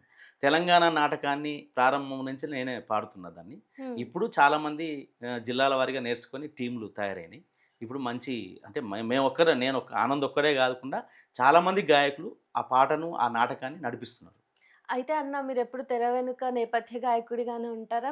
మీకు కూడా నాటకంలో ప్రదర్శించే ఆసక్తి ఉందా? ఎప్పుడైనా ఉన్నది, నటించిండ్రా? ఆసక్తి ఉన్నది. నేను కూడా నాటకాలు నటించిన. మన ఓకే. చరిత్ర నాటకం నటించిన. అప్పుడు మేము అద్దం నాటకం, గొర్రెలు తిరగబడితే నాటకం, నేను నాటకాలు వేసే వచ్చినాం. అయితే మేము నాటకాలు ఎట్లా వేసేది, మేము ఆ పాటలు పాడుకుంటే నాటకం వేసేటోళ్ళం. ఓకే. ఓకే. అయితే ఈ నాటకానికి ఏమైందంటే, ఈ నాటకం కూడా మొదట్లో ఎవరి పాట వాళ్ళు వాడేది యాక్షన్ చేసేవాళ్ళం. ఓకే. చూసినాం, ప్రదర్శన చూసినాం. ఇట్లయితే దమ్ము రావడం, ఒక మంచి ఎఫెక్ట్గా లేకుండే. అట్లా మా డైరెక్టర్ వేసిన రమేష్ గారు దీన్ని డైరెక్షన్ చేసింది. ఓకే. ఆయనే రచన, ఆయన అంటే అందరం కలిసి రచించినందుకు డైరెక్షన్ చేసి మాత్రం ఆయనే. ఎక్కువ రచన ఆయనదే ఉంటుంది, ఎక్కువ పాత్ర. ఆ రమేష్ గారు అన్నది ఏంటంటే ఇట్లా బాగుండదు, మీరందరు కాకుండా ఇందులో ఎవరో ఒకరు, ముగ్గురు నలుగురు గాయకులు ఉన్నాం అక్కడ. చింతల యాదగిరి, వెంకటరెడ్డి, నేను, ఇట్లా ముగ్గురు ఉన్నాం వాళ్ళ గాయకులు. ముగ్గురం పాడేటోళ్ళం, మిగతా వాళ్ళు కూడా పాడేటోళ్ళు. కానీ పాడడం అంత ఎఫెక్ట్ అనిపిస్తలేదు. ఒక్కరు బయట కూర్చొని పాడితే మీరు యాక్షన్ చేస్తే బాగుంటుందనే ఆలోచన వచ్చినప్పుడు ఇది నాకు కేటాయించారు. నన్ను అందరు కలిసి ఆనంద్ పాడాలి, నేను కూడా యాక్షన్ చేసిన అందులో. ఒక్కోసారి వెంకటరెడ్డి బయట పాడితే నేను లోపల యాక్షన్ చేసిన, అట్లా ఉన్నాయి సందర్భాలు. అయితే ఒక గాయకుడు పాడడం వల్ల ఎఫెక్టివ్ ఉంటుంది, బాగుంటుంది అనేది చూసింది. నన్ను పెట్టిరు. నన్ను ఎందుకు పెట్టినంటే నేను డప్పు కొట్టుకుంటూ పాడతాను. నిన్న చూసా, డప్పు కొట్టుకుంటూ పడతాయి కాబట్టి నన్ను పెట్టారు. వాళ్ళకి డప్పు రాదు, నాకు 2 విధాల ఉపయోగం ఉంది కాబట్టి నన్ను పెట్టారు. అయితే ఈ డప్పు రావటం, గాత్రం మంచిగా ఉండటం వల్ల మీరు ఇప్పుడు పూర్తిగా ఇక్కడే కూర్చోవాల్సి వస్తుంది అని చెప్పేసి ఏమైనా ఫీల్ అవుతూ ఉంటారా? లేదు లేదు అమ్మ, అట్లా ఫీల్ అవ్వడానికి లేదు. ఎందుకంటే ఆ గానం చేయడం కూడా నా పనే కదా. వాళ్ళు ఎంత నటిస్తున్నారో వాళ్ళని ఆడించడం కూడా నా పని. నాకంత శ్రమ ఉంది అక్కడ, చాలా శ్రమ. 40-45 అది ఎవరు గుర్తించినా గుర్తించకపోయినా అది వాళ్ళు కనబడుతున్నారని కనబడకపోవచ్చు. కానీ ఏదున్నా నా శ్రమ, నేను పాడిస్తున్నా, నేను పాట పాడుతుంటే వాళ్ళని ఆడిస్తున్నా అనే తృప్తి కూడా నాకు ఉంటుంది. అయితే మీరు 40-45 నిమిషాల పాటు ఏకబిగిన పాడుతూ ఉన్నారు. అన్ని రకాలుగా వాళ్ళ యాక్షన్స్‌కి తగ్గట్టు ఎత్తుకుంటే పాట ఎత్తుకుంటున్నారు, లేకపోతే రాగం తీస్తున్నారు. మంచిగా అంతా మేనేజ్ చేస్తున్నారు కదా! ఎట్లా మీకు గొంతు సహకరిస్తుంటది? అలవాటయిందా? లేదంటే ఏమైనా ట్రిక్స్ ఫాలో అవుతారా? అట్లేం లేదు, ట్రిక్స్ ఏం లేవమ్మా. నా గొంతు సహజంగా పోదు. ఓకే. సహజంగా మా అమ్మ గొంతు కూడా అంతే. అయితే సహజంగా పోదు. గొంతు పోతుంది ఎవరిదైనా. కానీ ఏదన్నా మనం శృతి తప్పి పాడితే పోతుంది గొంతు ఎవరిదైనా. మనం శృతి మెయింటైన్ చేస్తున్నాం అక్కడ. ఏ పాటకి ఏ శృతి ఉంటే బాగుంటుంది అనేది మెయింటైన్ చేసుకుంటూ పాడినాం కాబట్టి పెద్ద ఇబ్బంది కాదు. డప్పు కొట్టుకుంటా కూడా వాడతారు కదా అన్న, మీకు అంత ఇబ్బంది అనిపియదా? అనిపిస్తుంది, కానీ అది అలవాటు అయిపోయింది మనకు. డప్పు కొట్టుకుని పాడడం అనేది చిన్నప్పటి సందే. నేను కంజర తీసుకొని చెట్ల మీద కూర్చొని పాటలు నేర్చుకున్నా. అట్లా నాకు డప్పు కొట్టుకుంటూ పాడడం అనేది అలవాటు అయిపోయింది. నేను చిన్నగా ఉన్నప్పటి నుంచి చాలా పౌరాణిక నాటకాలు గానీ, లేకపోతే సాహిత్య నాటకాలు గానీ చూషినా గానీ, నిన్న 'వీర తెలంగాణ' చూస్తున్నప్పుడు చాలా భావోద్వేగానికి గురైన 2, 3 సందర్భాలలో. అయితే సరే, మేము ప్రేక్షకులుగా మాకది చాలా సహజం అనుకుంటే, మీరు అక్కడ ఉండి ప్లే చేస్తున్నప్పుడు మీ టీమ్‌మేట్స్ అభినయం జూసి, వాళ్ళ ప్రదర్శన జూసి మీరేడ్చిన సందర్భాలున్నాయా? ఏడ్చిన సందర్భాలు లేవు గానీ, అందులో నాటకం ప్రదర్శించినప్పుడు చాలామందికి దెబ్బలు తాకినాయి. ఓహ్! కొందరికి నరాలు దిగిపోయినాయి, కొందరికి నడుము కూడా ప్రాబ్లం అయింది, కొందరికి మోకాల దెబ్బలు ఇవన్నీ తాకేది. అంటే నేను ఆ పౌరుషాన్ని అట్లా రప్పించేసరికి వాళ్ళు కూడా ఆ రూపేణ యాక్షన్ చేసేవాళ్ళు. అట్లా చాలా సందర్భాల కొద్దిగా ఇబ్బంది పడేవాడిని. నేనేమైనా ఓవర్‌గా వాళ్ళను ఆడిపిస్తున్నా ఏందని అనిపించేది నాకు. కానీ ఆ నాటకం అలాంటిది. అవును. ఆ పొజిషన్ అట్లొస్తది. కాకుంటే వాళ్ళు జాగ్రత్త పడి చేయాలి. ఆ అజాగ్రత్త వల్ల కొంత దెబ్బలు తాకినాయి చాలామందికి. ఏ సందర్భాలలో మీరు నాటిక ప్రదర్శిస్తారు? సందర్భం అంటే వాళ్ళకు ప్రజల్ని చైతన్యవంతం చేయాలి. ప్రజలు ఎర్ర జెండా పట్ల ప్రేమ కోల్పోతున్నారు. ఎర్ర జెండాను మళ్ళీ ప్రేమించాలి. ఎర్ర జెండా ఎట్లా పోరాటం చేసింది తెలంగాణ సాయుధ పోరాటం అనే దాని నేపథ్యాన్ని వాళ్ళు దృష్టిలో ఉంచుకొని రప్పిస్తుంటారు మమ్మల్ని. అన్న నాటకం బాగుంటుందన్న, మా ప్రజల్ని బాగా ఉత్సాహపరుస్తుంది, మళ్ళీ ఆలోచింపజేస్తుందేమో, మీరు రండి అని చెప్పి వేయించుకుంటారు. అయితే నాటకం వేయాలంటే కొంత ఖర్చు వస్తుంది. ఎందుకంటే వాళ్ళు ఇంటి నుంచి రావాలంటే ఛార్జీలు, ప్రయాణ ఛార్జీలు ఉంటాయి. వాళ్ళకి తిండి సౌకర్యం కావాలి. ఒక రోజు 2 రోజులు ప్రయాణం ఉంటుంది. వాళ్ళు ఎక్కడెక్కడి నుంచో ఉంటారు. వాళ్ళందరూ రావాలంటే కొద్ది ఖర్చు వస్తుంది. మినిమం 10-15 వేలు మేము అక్కడ కోరుతాం. ఎవరికి పోయినా కోరుతాం, వాళ్ళు ఇస్తారు. దాని ప్రకారం వాళ్ళకి ఛార్జీలు అన్నీ పంచి ఏమన్నా మిగిలినాయి అనుకో సంస్థ తీసుకుంటారు. అయితే మీరు అన్నట్టుగా టీమ్‌మేట్స్ ఒక్కొక్కరు ఒక్కో చోట ఉంటారు కదా! మీరు ప్రాక్టీస్ ఎప్పుడు చేస్తారు? రిహార్సల్స్‌కి సెపరేట్‌గా కలుస్తూ ఉంటే ఎక్కడ కలుస్తారు? కోఆర్డినేషన్ ఎట్లా ఉంటది మీ మధ్య? అయితే ఈ నాటకం ఏందంటే అమ్మ, మొదటి నుంచి దీనికున్న అదేంటంటే, నాటకం వేస్తున్నారనుకో మిగతా కళాకారులందరూ పరిశీలిస్తుంటారు దాన్ని. ఓకే. పరిశీలించి ఆ పాత్రని ఏ పాత్ర నేను వేయాలా, నేను నెక్స్ట్ ఆ పాత్ర వేయాలా అనే ఆలోచనతోటి వాళ్ళు మా లోపల మదన పడుతుంటారు. నేను నెక్స్ట్ వేయాలని. మేము ప్రకటించగానే నేను వస్తాను వస్తారు. ఓ 30-40 మంది దాకా వస్తారు. అందులో మేము సెలెక్షన్ చేసిన వాళ్ళు కొద్దిగా సీనియర్లు లేకపోతే ఇంకో దాని కింద వేరే జూనియర్లు ఉంటే వాళ్ళను వేసి ఆడిపిస్తుంటారు. నిన్న సరే ప్రస్తుత సందర్భంలో బీజేపీ పాలనలో గాని, ఫాసిస్ట్ ప్రభుత్వ విధానాల్లో గాని మహిళలు ఇంటికి పరిమితం అవ్వాలి, సేఫ్టీ ఇష్యూస్ వస్తున్నాయి గదా! అయితే నిన్న ఎర్ర జెండా పాట రాంగానే ఎక్కడెక్కడున్న ఆడవాళ్ళంతా దేశవ్యాప్తంగా వేరే వేరే రాష్ట్రాల నుంచి వచ్చిన వాళ్ళు గూడా పాట తెలవకపోయినా ఎర్ర జెండా పట్టుకొని చాలా ఆనందంగా నృత్యం చేసిండ్రు గదా! అవును. ఇప్పుడు మీరు నా కోసం ఎర్ర జెండా పాట ప్లీజ్. ఏమిచ్చి తీర్చగలమమ్మ నీ రుణము, నీలోనే దాగుంది మా అమ్మతనము. ఓ ఎర్ర జెండా, ఓ ఓ ఎర్ర జెండా, మా ఎర్ర జెండా, జయ హో మార్క్సిస్టు జెండా, జేజేలు అమరుల నెత్తుటి కొండ. ఏమిచ్చి తీర్చగలమమ్మ నీ రుణము, నీలోనే దాగుంది మా అమ్మతనము, నీలోనే దాగుంది మా అమ్మతనము. కూలీలనందరినీ కూడగట్టినవు, కూలి రేట్ల కొరకు పోరు నడిపినవు, రైతు పోరాటాల ఇరుసువైనావు, కడుపేదలకు కన్న తల్లివైనావు, భూమి పంచి మాకు బువ్వ పెట్టినవు,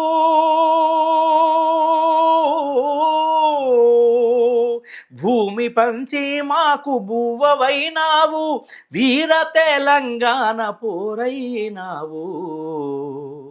జేజేలు ఓ ఎర్ర జెండా, జగమంత వెలగాలే మా బతుకు పండ. ఏమిచ్చి తీర్చగలమమ్మ నీ రుణము, నీలోనే దాగుంది మా అమ్మతనము, నీలోనే దాగుంది మా అమ్మతనము.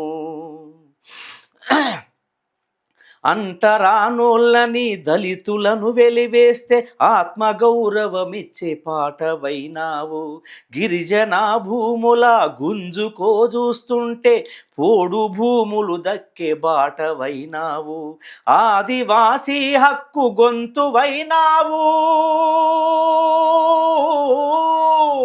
ఆదివాసీ హక్కుల గొంతువైనవు, విల్లంబులై మాకు తోడు నీడైనవు.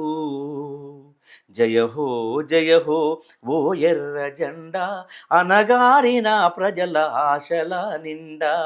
ఏమిచ్చి తీర్చగలమమ్మ నీ రుణము, నీలోనే దాగుంది మా అమ్మతనము, నీలోనే దాగుంది మా అమ్మతనము. చాకలి మంగలి కుమ్మరి కమ్మరి చేతి రుత్తులోళ్ళ చేతిలో కర్రవై, గీతన్న తెలుగన్న నేతన్న గిరిజన చెదిరిన బతుకుల నీవే నీడావై, యజమానులకు ఎదురు పొట్లాడి గెలిచినవు, యజమానులకు ఎదురు పొట్లాడి నిలిచినవు, కార్మికుల బతుకుల కాగడా నిలిచినవు, కార్మికుల బతుకుల కాగడై నిలిచినవు. జయ హో ఓ ఎర్ర జెండా, శ్రమజీవులెత్తిన పిడికిళ్ళ నిండా. జయ హో ఓ ఎర్ర జెండా, శ్రమజీవులెత్తిన పిడికిళ్ళ నిండా. ఏమిచ్చి తీర్చగలమమ్మ నీ రుణము, నీలోనే దాగుంది మా అమ్మతనము. మురికి వాడల బతికే వలస జీవులకు ఇంటి జాగలకై పొట్లాడినావు, ప్రాజెక్టుల పేర భూమి కోల్పోయిన బాధితుల పక్షమై కొట్లాడినావు, హక్కులడిగినోళ్ళ ఆకలిని తీర్చినవు, హక్కులడిగిన వాళ్ళ ఆకలిని తీర్చినవు, కడుపు మాడేటోళ్ళ దిక్కువైనావు. జయ హో ఓ ఎర్ర జెండా, నీ పోరాట గుర్తులే మా గుండె నిండా. జయ హో ఓ ఎర్ర జెండా, నీ పోరాట గుర్తులే మా గుండె నిండా, నీ పోరాట గుర్తులే మా గుండె నిండా. ఈ పాట కాకమంజన్ అని మా రచయితల నాయకుడు అతను రాసిన పాట. ఒక్క పాటలో మొత్తం ఎర్ర జెండా స్ఫూర్తి మొత్తాన్ని మీరు ప్రదర్శించేశారు. అవును, అది ఆ ఎర్ర జెండా అంటే ఏదో ఊకనే పుట్టిన జెండా కాదు కదా, అది ప్రజల కోసం ఎక్కడ దోపిడి ఉంటే అక్కడ నిలబడే జెండా అది. దోపిడిని వ్యతిరేకించే జెండా కాబట్టి దాన్ని అందరూ ప్రేమిస్తారు, దాన్ని అందరూ అమ్మగా భావిస్తారు కాబట్టి ఆ పాట అద్భుతంగా రాసిండు పాట అంజన్న. అవును. హృద్యంగా ఉంది. అయితే మీరు కూడా రచయితనే. అవును. మీరు రచయితగా ఎట్లా మారిండ్రు? అండ్ ఎందుకు మారాల్సొచ్చింది? హ్మ్. మీరు ముందు ఏం పాట రాసిండ్రు? నేను మొదట్లో పాటలు పాడేవాడిని. రచయితగా కావాలే. మా దేవి గారు ఒక క్యాంప్‌లో మీరు పాటలే గాదు రచనలు గూడా జేయాలే. మీరు రకరకాలు చూస్తున్నారు సమస్యలు. అవే మీరు పాటగా మార్చాలిరా బాబు అని చెప్పి మాకు చెప్తే, మేమెందుకు నిజంగా గూడా తయారు గావద్దు, రచయితలు గావద్దని చెప్పి మేము స్టార్టింగ్‌ల విశాఖపట్నంలో క్యాంప్ బెట్టిర్రు. ఓకే. రచయితలుగా అప్పుడే మేము గాయకులం, రచయితలమైన క్యాంప్ అది. నేను గాని, చింతల యాదగిరి గాని, చాలామంది రాజు గాని చాలామందున్నారు గాయకులు అయినోళ్ళు. కొందరు ఆ క్షణమే రచయితలుగా మారినోళ్ళు చాలామందున్నారు. ఓకే. మేము గాయకులుగా మాత్రం అప్పుడే రచయితలుగా మారినాం. అప్పుడు మొదట్లా మీకు నచ్చిన ట్యూన్‌లో మీకు ఆల్రెడీ పాటలొస్తాయి గాబట్టి, మీకు నచ్చిన ట్యూన్‌లో మీరు ఏదైనా సమస్య మీద పాట రాసుకొని రండి అన్నారు. నేను నేనెక్కువ అప్పుడు ఆహ్, గద్దరన్న పాటలు ఇవన్నీ వినేవాడిని గాబట్టి, నాకెందుకో ఆ ట్యూన్‌లు నచ్చేవి బాగా. దాంతోటి నేను బీడీ కార్మికుల మీద పాట రాసిన. నేను భువనగిరిలో చదువుకున్నప్పుడు ఆలేరు ఏరియాలో బీడీ కార్మికులు ఉండేవాళ్ళు. భువనగిరి అంటే ఆ ఏరియాలో ఆలేరు ఏరియాలో బీడీ కార్మికులు ఎక్కువ ఉండేవాళ్ళు. అప్పుడు ఆ కార్ఖానాల్లో వాళ్ళతో తిరిగినప్పుడు చూసిన సమస్యల్ని నేను బీడీ కార్మికుల మీద ఒక పాట రాసిన. ఏమి బతుకులీ పాడు బతుకులు, ఏమి బతుకులమ్మో తల్లి, బీడీ కార్ఖానల్ల బతుకులు, బీడు బతుకులమ్మో చెల్లి. ఏమి బతుకులీ పాడు బతుకులు, ఏమి బతుకులమ్మో చెల్లి. పొద్దు పొద్దున లేచి తల్లి, పోరగాళ్ళ చదురుకొని చెల్లి, బీడాకు పోగాకు తెచ్చి తల్లి, ఆకు తెచ్చినా నీవు చెల్లి, నీళ్ళల్ల నానబెట్టి తల్లి, సైజు పత్తరాతోటి చెల్లి, కత్తిరించిన నీవు చెల్లి, తెల్లవారిన మొదలు తల్లి, పొద్దుగూకేదాకా చెల్లి, బీడీలన్నీ చుట్టి చుట్టిని శైలు నొప్పి పెట్టే తల్లి, కాళ్ళు దొడ్డుగా వాచిపోయి నీకు నడుము నొప్పి పెట్టే చెల్లి. ఏమి బతుకులి పాడు బతుకులు, ఏమి బతుకులమ్మో తల్లి, ఏమి బతుకులి పాడు బతుకులు, ఏమి బతుకులమ్మో తల్లి. ఆకుల పొగాకు నింపి తల్లి, బీడీలన్నీ బీడీలు చేస్తా ఉంటే చెల్లి, పొగాకు ఘాటు చూడు తల్లి, కారం కన్నా కారమాయే చెల్లి, ముక్కులోకి పోయేనమ్మా తల్లి, నీవు పిరాడాదమ్మా చెల్లి, దగ్గి దగ్గి నీ గుండెల్లోన దమ్ము పుట్టెనమ్మో చెల్లి, పొగాకు వాసన పడక నీకు టీబీ క్యాన్సర్ వచ్చే చెల్లి.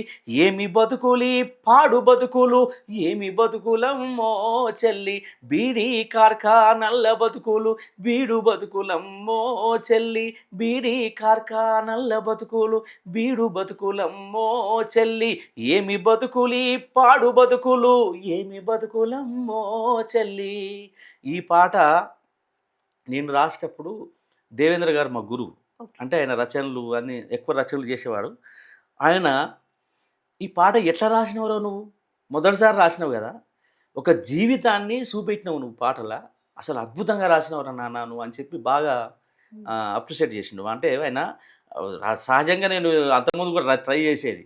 ఏం పాటరా అని తీసేసేటోళ్ళు.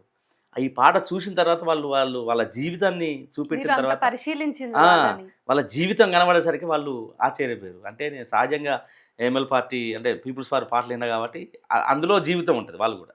అది 10 చరణాలు ఉండదు. నేను జీవితం రాస్తాను మొత్తం అంతా. ఆ పక్కిలో రాయాలనే ఉద్దేశంతోటి ఈ పాట నేను రాశాను. తర్వాత ఎన్ని పాటల వరకు రాసిండ్రన్న మీరు? నేను ఒక 15 పాటల వరకు రాసిన. కొన్ని సెలెక్ట్ అయినాయి, కొన్ని కాలేదు.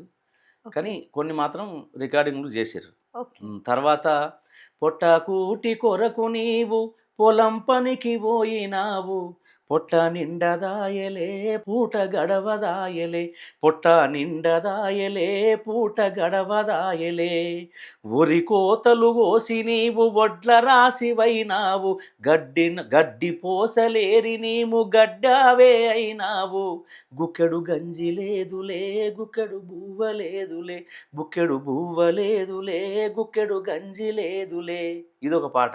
ఇదైతే బి వెంకట్ గారు వ్యవసాయ కార్మిక సంఘం రాష్ట్ర నాయకులు బి వెంకట్ గారు ఉపన్యాసం ఇస్తుంటే ఇక్కడ కూర్చొని రచయితలకు చెప్తున్నాడు ఆయన విషయం. ఓకే. నేను అప్పుడు ఆయన మాట్లాడుతుంటేనే రాసేసిన పాట ఇది. వావ్!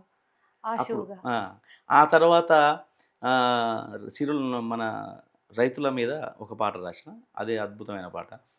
సిరులనిచ్చే బంగారు తల్లి భూమాతకే నే దూరమా, బువ్వ పెట్టినను బుజ్జగించే నా అమ్మలాలనకు దూరమా, నేలమ్మలాలనకు దూరమా. సిరులనిచ్చే బంగారు తల్లి భూమాతకే నే దూరమా, బువ్వ పెట్టినను బుజ్జగించే నా అమ్మలాలనకు దూరమా, నేలమ్మలాలనకు దూరమా. కడుపు చీల్చుకొని పచ్చని పైరు పెరుగుతుంటే, కంకులు బరువెక్కి నీకు వందనమంటుంటే, ముత్యాల గింజలు కనక వర్షంల జలజలరాలంగా నాకు కనుల పండుగాయే. నేలమ్మ ఆ మట్టి పేగు బంధం చెదిరి చెదలు పట్టెనమ్మా, సిరులనిచ్చే బంగారు తల్లి భూమాతకే నే దూరమా, బువ్వ పెట్టినను బుజ్జగించే నా అమ్మలాలనకు దూరమా, నేలమ్మలాలనకు దూరమా. ఊరు ఒట్టిపోయే నా బతుకు వలసబోయే, అలసిన చెమటలలో మా ఆశలావిరాయే. చినుకు లేక పులకించని తల్లి గుండెలెండిపోయే, తల్లి వన్నె తగ్గిపోయే. ఓ మాత నీ చల్లని ఒడిలేక కంటికి కునుకే లేదమ్మా, సిరులనిచ్చే బంగారు తల్లి భూమాతకే నే దూరమా, బువ్వ పెట్టినను బుజ్జగించే నా అమ్మలాలనకు దూరమా, నేలమ్మలాలనకు దూరమా. ప్రాజెక్టులు గట్టమంటే ఫ్లైఓవరు కడుతుండ్రే, పంట కాల్వలు తెమ్మంటే తారు రోడ్లను వేస్తుండ్రే. మూడు వారె నీ బీడుల పైన మొక్కలు మొలవాలే, నా ఆశలు పండాలే. ఓ మాత నీ మట్టి గుండె కదిలి రైతుకు మార్గం కావాలే, నీ మట్టి గుండె కదిలి రైతుకు మార్గం చూపంగా. ఓ తల్లి సర్కారు భూస్వాములా మేము కూల్చగ కదిలేము, ఎర్రని జెండ ఎగిరేము, మేము కూల్చగ కదిలేము, ఎర్రని జెండ ఎగిరేము. ఎంత గొప్పగా రాసిండ్రన్న. అంటే ప్రేరణ ఏంటి? మీరు దీని మీద పాట రాయాలి అని మీకు ఏ సందర్భంలో అనిపిస్తుంది? ప్రేరణ అంటే సమస్య మనకు నచ్చితే, నచ్చడం అంటే ఆ సమస్య జనంలోకి వెళ్తుంది, ఈ సమస్య ఇప్పుడు అవసరం, ఈ సమస్య మీద పాట రాయడం అవసరం అనుకున్నప్పుడు రాస్తాం. ఓకే. ఈ మధ్యన రాయలేదు ఎక్కువ రచయితలు మనకు చాలామంది వచ్చారు కాబట్టి మన పని మనకు ఉంటుంది, వాళ్ళకు చెప్పడం, విషయం చెప్పడం అంతే, వాళ్ళతో రాయించడం అనేది ఎక్కువ ఉన్నది. నేను కూడా రాయాలనే ఆలోచన ఉన్నది, మళ్ళీ రాస్తాను నేను మళ్ళీ. అది మనకు మనసుకు కూడా ఉండాలి, రాయాలనే ఆలోచన వస్తే రాయగలుగుతాం, లేకపోతే కష్టమైన పని. సమస్యలన్నీ మనిషిలో ఉన్న తర్వాత ఒక ఐడియా రావాలంటే చాలా కష్టం, ప్రాబ్లం అవుతుంది, అట్లా కొద్దిగా ఇబ్బంది. మీరు రచయిత కూడా అయిండ్రు కాబట్టి ఇంకొక రచయితకి చెప్పి రాయించుకునేటప్పుడు వాళ్ళు రాసిన తర్వాత మీకు నచ్చకపోవడం, లేకపోతే దాన్ని మీరు కొంచెం ఎడిట్ చేయడం లాంటి సందర్భాలు జరిగినాయా? చేస్తాం, ఎడిట్ చేయం, మేము ఎడిట్ చేయం, విషయం చెప్తాం. ఎడిట్ చేస్తే రచయిత ఒప్పుకోడు, ఎందుకంటే అతను మనసు పెట్టి రాస్తాడు, అతను ఏదో ఆలోచనతో రాస్తాడు. మనం అది కాదన్న ఈ పదం పెట్టాను అనుకో, ఇది ఇబ్బంది పడతాడు. మనం విషయం చెప్తాం, ఆ విషయం అక్కడ కొద్దిగా పక్కకు పోతున్నట్టుందన్న, మళ్ళీ విషయం వచ్చేటట్టు దాని వాక్యాలు సమకూర్చండి అని చేర్చండి అని చెప్పి అంటే వాళ్ళు ఆలోచించి రాస్తారు. మళ్ళీ వాళ్ళను అది చేయొద్దు కదా, హట్ చేయొద్దు, చెప్పాలి, లేకపోతే వాళ్ళు హట్ అయ్యి ఇంకో పాట రాయడానికి సిద్ధపడరు. అట్లా విషయం చెప్తాం, అన్న ఇందులో విషయం కొద్దిగా తక్కువ ఉన్నట్టుంది, మీరు ఒకటే చరణంలో వచ్చేటట్టు రాయండి. ఇంత ప్రొలాంగ్ రాస్తే కూడా ఎవరు అయిన పరిస్థితి లేరు, ఒకటే చరణంలో వచ్చేటట్టు రాయండి ఆ విషయాన్ని. మళ్ళీ ఇంకో విషయం ఉందనుకో, ఇంకో చరణంలో వచ్చేటట్టు చూడండి, అట్లా చెప్తాం విషయం. మేము పదం మార్చి అన్నాం అనుకో, డైరెక్ట్ ఇబ్బంది పడతారు, అందులో ఏదో తక్కువ ఉన్నట్టుందని చెప్తాం మేము, లేకపోతే అట్లా. ఓకే. అమరవీరుల గురించి మనం గుర్తు చేసుకోకపోతే చాలా తప్పైతుంది. అమరవీరుల పాట వాడండి అన్న. కనుమూసిన వీరుల్లారా, విప్లవ ధ్రువ తారల్లారా,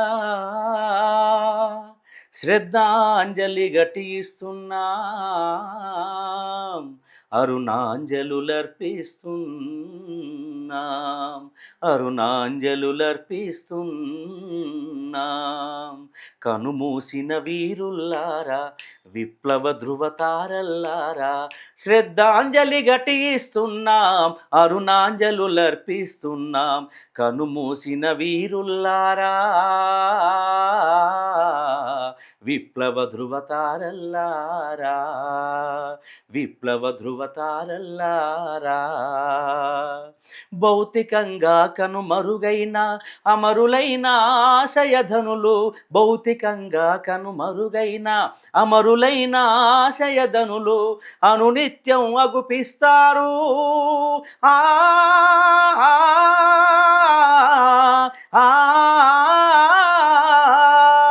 అనునిత్యం అగుపిస్తారు, ఉత్తేజం కలిగిస్తారు. కనుమూసిన వీరుల్లారా, విప్లవ ధృవతారల్లారా, విప్లవ ధృవతారల్లారా. భూస్వాముల బూర్జువాల, పోలీసుల రౌడీ మూకల, భూస్వాముల బూర్జువాల, పోలీసుల రౌడీ మూకల ఘాతుకాలను ప్రతిఘటిస్తూ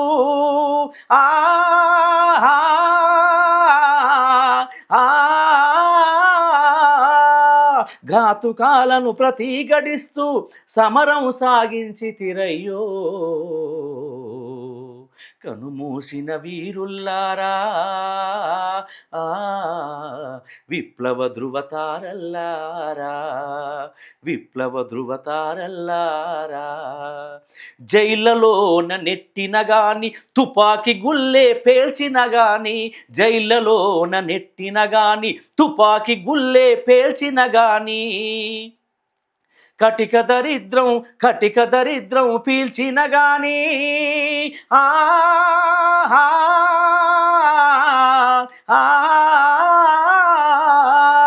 కటిక దరిద్రం పీల్చిన గాని చెదరకుండా నిలిచితిరయ్యో. కనుమూసిన వీరుల్లారా, విప్లవ ధృవతారల్లారా, విప్లవ ధృవతారల్లారా. మరణమన్నది ఒక్కసారే, పిరికితనము దినదిన చావని, మరణమన్నది ఒక్కసారే, పిరికితనము దినదిన చావని, ధైర్యమే ఒక మహాయుధంగా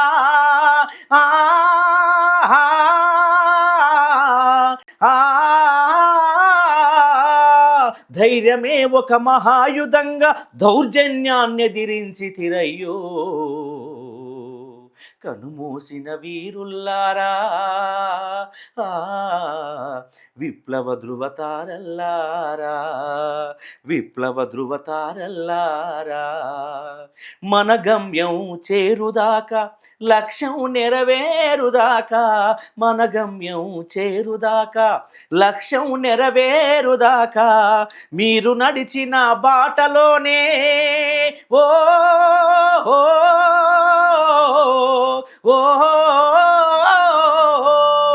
మీరు నడిచిన బాటలోనే మేము నిరతం పయనిస్తాము. కనుమూసిన వీరుల్లారా, విప్లవ ధృవతారల్లారా, శ్రద్ధాంజలి ఘటిస్తున్నాం, అరుణాంజలులర్పిస్తున్నాం, శ్రద్ధాంజలి ఘటిస్తున్నాం, అరుణాంజలులర్పిస్తున్నాం. కనుమూసిన వీరుల్లారా, విప్లవ ధృవతారల్లారా, శ్రద్ధాంజలి ఘటిస్తున్నాం, అరుణాంజలులర్పిస్తున్నాం, అరుణాంజలులర్పిస్తున్నాం. వాళ్ళ స్ఫూర్తి మొత్తం మీరు ఇక్కడ చూపిస్తున్నారు. ఎంతమంది నేల కొరిగితే కదా మనం ఈరోజు ఇట్లా అవును, ఉన్నాం. వాళ్ళ త్యాగమే ఇవాళ మనం ఇట్లా ఉన్నాం. ఎవరైనా దేశం కోసం కానీ, అది కమ్యూనిస్ట్ పార్టీలో అమరవీరులు కావచ్చు, దేశ స్వతంత్రం కోసం పోరాటం చేసిన అమరవీరులైనా కావచ్చు, వాళ్ళు మనం భవిష్యత్తు బాగుండాలనే వాళ్ళు చేసిన పోరాటం మనకు ఫలితాన్ని ఇస్తుంది. వాళ్ళ త్యాగం మరవలేనిది కదా, అవును అన్న. వాళ్ళను ఎప్పుడైనా మరవలేను మనం. ఆనందన్న మీరు చాలా పాటలు పాడినరు కదా! ఇన్ని పాటలు పాడుతున్న నేపథ్యంలో మీరిప్పుడు ఒక సీనియర్ నాయకుడిగా ఎదిగినరు. ఒకసారి వెనక్కి తిరిగి చూసుకుంటే కళాకారుడిని అయినందుకు నాకు ఈ నొప్పి ఇట్లనే మిగిలింది అనే ఒక రిగ్రెట్ ఫీల్ ఏదైనా ఉందా? అంటే ఒకటేందంటే కళాకారుని పేదరికం హ్మ్. మానసికంగా ఇబ్బంది చేస్తుంటది. అతను పేదరికం లేకపోతే అతనే ఇబ్బంది ఉండయి. కానీ పేదరికం, ఇప్పుడు నేను రచయితను, గాయకుడిని. ఒక పాట ప్రాక్టీస్ చేయాలన్నా, ఒక పాట రాయాలన్నా పేదరికం వెనకాల హ్మ్. అవును. శోభిస్తుంటది. ఇటు రాయాలా, పాట పాడాలా. అక్కడ వెనక పేదరికం. ఇది కొద్దిగా క్షోభకు గురైతుంటాడు కళాకారుడు. అందులో నేను గూడా ఒకడిని. కళాకారుడిని గాకుండా ఇది అసలు ఈ ఈ కళలోకి రాకుంటే బావుండేది. నా జీవితం బాగుపడేది. నేను గూడా అందరిలాగా లేదు లే లే. అనేదొచ్చిందా? అలా అనిపియదు. ఎందుకంటే కళాకారునిగా ఉండడం అనేది అతను దేని పట్లనైనా ఆరోగ్యంగా ఉంటాడు ఒకటి. ప్రజల పట్ల మన్ననలు పొందుతాడు. హ్మ్. అది అతనికి తృప్తినిస్తది. అతని ఎన్ని బాధలున్నా, ఎన్ని కష్టాలున్నా ఈ కళకొచ్చేసరికి ఆడు మర్చిపోతాడన్ని. ఆ క్షణం మర్చిపోతాడంతే. వాస్తవం. కాకుంటే ఎనకాల మళ్ళీ వెనక్కి పోయేసరికి అది గుర్తొస్తదంత. అట్లా. అంతే తప్ప కళాకారునిగా ఇబ్బంది పడడం అనేది ఉండదు. కంపల్సరీ ఇంకా పాటలు పాడాలనే ఆలోచన ఎక్కువుంటది తప్ప, అది అక్కడ శోభిస్తుంటది. అది ఇబ్బంది పడి చేస్తా ఉంటది. అయినా మనం ఆగలేము. ఎన్ని ఇబ్బందులొచ్చినా ఆగలేము. చల్ పోవాలని. జీవితం ఎంత కొద్దిది. చలో వెళ్దాం అనే ఆలోచన వచ్చేస్తది. మీ ఉత్సాహం చూస్తుంటే నాకు చాలా మంచిగా అనిపిస్తుంది. కానీ మీరు నన్ను క్షమించాలి. వారం నుంచి పాడుతూనే ఉన్నారు, పాడుతూనే ఉన్నారు. మళ్ళా నేను కూసోబెట్టి అలా పాడిపిచ్చుకుంటున్నా. అలా ఏం లేదమ్మా. ఎంతైనా ఇది ఒడవని ముచ్చటనే అవును. అనిపిస్తుంది నాకైతే. అవును. ఆ! అయితే మీరు నిన్న వీర తెలంగాణలో చాలా పాటలని మీరు సెట్ చేసుకున్నారు గదా! అందులో మీకు చాలా నచ్చిన ఆ వీర తెలంగాణ నాటిక నుంచి ఏదైనా ఒక 2 లైన్‌లు పాడండి. అంటే అని నాటకం మొత్తం నచ్చదది. తెలంగాణ పో నాటకం మొత్తం చాలా చరిత్ర అవును. గల అవును. నాటకం. అది మొత్తం నాటకం నచ్చుతది. అందులో మంచి పాటలంటే అన్ని పాటలు మంచిగానే ఉన్నాయి. మంచిగానే అందులో ఉన్నాయి. కొద్దిగా హుషారిచ్చేదంటే బండెనక బండి గట్టి 16 బండ్లు గట్టి ఏ బండ్లే వస్తవు కొడుకో నా కొడక నైజం ఓడ ఏ బండ్లే వస్తవు కొడుకో నా కొడక ప్రతాపరెడ్డి పోలీసు మిలిటరీ 2 బలవంతుల అనుకోని నువ్వు పల్లెల దోస్తివి కొడుకో మా పల్లెల దోస్తివి కొడుకో నైజాము సర్కరోడ బండెనక బండి గట్టి 16 బండ్లు గట్టి ఏ బండ్లే పోతావు కొడుకో నైజాము సర్కరోడ ఏ బండ్లే పోతావు కొడుకో నైజాము సర్కరోడ చుట్టుముట్టు సూర్యపేట నటనడుమ నల్లగొండ నువ్వుండేది హైదరాబాదు దాని పక్కన గోలుకొండ నువ్వుండేది హైదరాబాదు దాని పక్కన గోలుకొండ కిల్లా కింద గోలుకొండ కిల్లా కింద గోలుకొండ కిల్లా కింద నీ గోరి గడతాం కొడుకో నైజాము సర్కరోడ నీ గోరి గడతాం కొడుకో నైజాము సర్కరోడ అట్లా అంటుంటే ఆ పాటలో ఒక్కొక్క పదం అసలు పౌరుషాన్ని తెప్పిస్తుంటుంది అది. నిజంగా ఆ! అన్ మామూలు కాదు అది. అక్కడ ప్రజలను ఒకప్పుడు నక్సలైట్లు గనక, పీపుల్స్ వారు గనక జనాల్ని ఎట్లా "ఏయ్ లే పట్టు తుపాకి పట్టు" అని ఎట్లా అన్నారో, అంతకు ముందు కదా తెలంగాణ సాయుధ పోరాటం అవును. నడిచింది. అవును. మరి అప్పుడు ఎట్లుండాలా? ఒక్కొక్కరు గుతుపకర్రలు అందుకొని జనాలు దొరలను తరిమిరంటే అంత పౌరుషం, అంత ఆవేశం కళ రప్పిస్తేనే కదా! అవునవును. అతన్ని ఆ పోరాటంలోకి దించాలంటే ఆ రూపం అట్లుండాల. ఆ రైట్. పదం గాని, ఆ స్టైల్ గాని, పాడే విధానం గాని ఉంటే వాడు రాగలుగుతాడు. లేపోతే రాలేడు. ఆ పాట అలా ఉత్సాహపరుస్తది. రైతాంగ పోరాటాన్ని మళ్ళా మీరు సజీవంగా చూపిచ్చిండ్రు. తెలంగాణ చరిత్రను ఇంకొకసారి దేశంలో ఉన్న ఇతర కళాకారుల ముందు మనం వాళ్ళకి తెలియజెప్పడానికి మంచి అవకాశంగా అనిపిచ్చింది నిన్న. అమ్మ ఇది అవసరం గాదు. అవసరం గూడా. ఎందుకంటే పరిస్థితులు భిన్నంగా ఉన్నాయి. హ్మ్. ఇప్పుడున్న పొజిషను అవును. కులం, మతం చాలా పెచ్చరిల్లిపోతుంది. దేవుడు, దయ్యం అని అన్నీ పెద్ద ఎక్కువైపోతున్నాయి.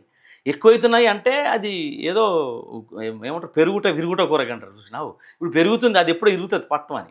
ఇరగడం కోసం మనం ఈ ఇరుగుడు అనేది ఎయ్యాలి గదా! తెలంగాణ సాయుధ అవును. పోరాటం ఒక చరిత్ర. ఆడు ఏదో సినిమాలో చూపెట్టి ఇది గాదు ఇది ముస్లింలకు అవును. హిందువులకు మధ్య జరిగిన పోరాటం అంటున్నాడు. తప్పది. అక్కడ ముస్లింలు, హిందువులు అందరూ పాల్గొన్నారు ఆ పోరాటంలో. అవును. ఏ కులం లేదు, ఏ మతం లేదు. అట్లా. అందుకని ఇక్కడ పోరాటం జరిగింది.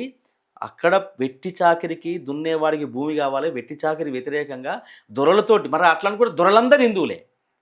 అవును. నైజాం ఒక్కడే ఆడు. ఆడు హైదరాబాద్ నుండి నడిపించిండు దొరలతోటి. ఆ దొరలందరూ వీనికి ప్రతినిధులే గదా! మరి దొరలందరూ హిందువులు మరి. అట్లా అనుకుంటే వాళ్ళు కాదా? అలా హిందువుల్ని ఇబ్బంది పెట్టింది మరి అట్లా అనుకుంటే. అవును. అది కాదు కదా, అది పోరాటమే. ఎర్ర జెండా నడిపింది ఆ పోరాటం వాళ్ళకి వ్యతిరేకంగా. ప్రజలు ఎర్ర జెండా అందుకొని ఎర్ర జెండా వెనకాల వచ్చి పోరాటాన్ని విజయవంతం చేసేదాన్ని. నిజంగా అన్న చరిత్రను వక్రీకరిస్తున్న పరిస్థితులు సువర్ణాక్షరాలతోటి చూస్తుంటే లిఖించదగబడ్డది ఆ పోరాటం.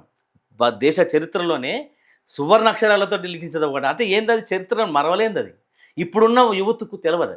అదే తెలియజెప్పాలి. ఈ నాటకం ప్రతి కాలేజీలలో, ప్రతి యూనివర్సిటీలలో ఏస్తే అర్థమైద్ది అసలు పొజిషన్. మేము యూనివర్సిటీలు ఉస్మానియా యూనివర్సిటీలో ఏసినాం. యూత్ కొంత మేరకైనా వచ్చారు కదా అక్కడ ఉన్న స్టూడెంట్స్ అందరూ. అవును. ఇంకా ఎక్కువ రావడానికి ఇప్పుడున్న లెక్చరర్స్ కానీ, ప్రొఫెసర్స్ కానీ వీళ్ళందరూ కూడా దీన్ని ప్రోత్సహించి ఏపించగలగాలి దాన్ని నాటకాన్ని. ఎందుకంటే చరిత్ర అది. ఎవరో కాదు. స్వతంత్ర పోరాట చరిత్ర ఎట్లనో తెలంగాణ సాయుధ పోరాటం చరిత్ర అది. విదేశాలు కూడా దగ్గరికి తీసుకుంటున్న చరిత్ర ఆ! మనది కానీ అవును. మన పాలకులేమో దరిద్రానికి అది. వక్రీకరిస్తున్నారు అది. ప్రాపగాండా సినిమాలు తీసి. వాళ్ళు వక్రీకరించినా ఆగదు. యూత్ తలుచుకుంటే ఎక్కడైనా పోయి ఏయగలుగుతాం. పెద్ద సమస్య కాదు. అది ఎస్ఎఫ్ఐ వాళ్ళు, డివైఎఫ్ఐ వాళ్ళు, ఇంత ఉన్న ప్రజా సంఘాలు ఉన్నాయి కదా, అవును. వాళ్ళు కూడా నేర్చుకోవాలి ఈ నాటకాన్ని. విషయం ఏంటంటే కళాకారులు అంటే కళాకారుల సంఘంగానే చూడొద్దు. ప్రతి సంఘంలో, ప్రతి యూనిట్లో కళాకారులు తయారు కావాలి. అంతే. ఆ క్షణం ఆ సబ్జెక్ట్ కోసం కళారూపాన్ని తయారు చేయాలో పోయి వేసగలగాలి. నీకు ప్రజానాట్యమాల కళాకారులు వచ్చి పాడాలి, ఆడాలంటే కష్టమైన పని. కానీ అక్కడ నేర్చుకోవాలంటే మేము సహకరిస్తాం, మేము నేర్పిస్తాం. వాళ్ళు యూత్ నేర్చుకుంటే చాలా ఉత్సాహం కదా. మాకు కూడా మేము మా మీద బర్డెన్ పడకుండా ఇంకొంత మంచి కళాకారులు తయారవుతారు కదా. అవును. అది మేము రాబోయే కాలంలో చేయబోతున్నాం, చేయాలని కూడా. తప్పకుండా మీరు చేయండి అన్న. అయితే మీ దగ్గర ఎంత మాట్లాడినా ఈ ముచ్చట ఒడవదని అర్థమైంది. ఇంకొకసారి మళ్ళీ మీ దగ్గరికే వస్తాం మేము. వచ్చి మిమ్మల్ని ఇంకా ఎక్కువ తెలుసుకుంటాము. మీతోని ఇంకెక్కువ పాటలు పాడించుకుంటాము. మీ సహచరి ఇంటర్వ్యూ కూడా తీసుకుంటా. చాలా ఆదర్శప్రాయమైనటువంటి మహిళగా మీరు నాకు చెప్పారు ఆమెని. నాకు అనిపిస్తుంది కాబట్టి నేను వస్తా. అయితే ఇప్పుడు G8కి మీరు ఇంత టైం ఇచ్చి మీ గొంతుని ఇంతగానం మా కోసం పాడినందుకు చాలా చాలా చాలా ధన్యవాదాలన్న. నా కర్తవ్యం అమ్మా. ఎందుకంటే ప్రజలకు తెలియజెప్పాల్సింది మీరు ప్రజల కోసమే చేస్తున్న పని. నా గొంతును ప్రజలకు వినిపించడం కూడా నాకు కూడా తృప్తినిస్తది కదా. నా గొంతు నా ప్రజలకు వెళ్తుంది. నేను చెప్పే ప్రజా సమస్యల మీద పాట పాడే పాటను ప్రజల వద్దకు తీసుకెళ్తున్నానని నేను ఇంటర్వ్యూ ఇస్తున్నా. లేకపోతే నేనెందుకు ఇస్తా?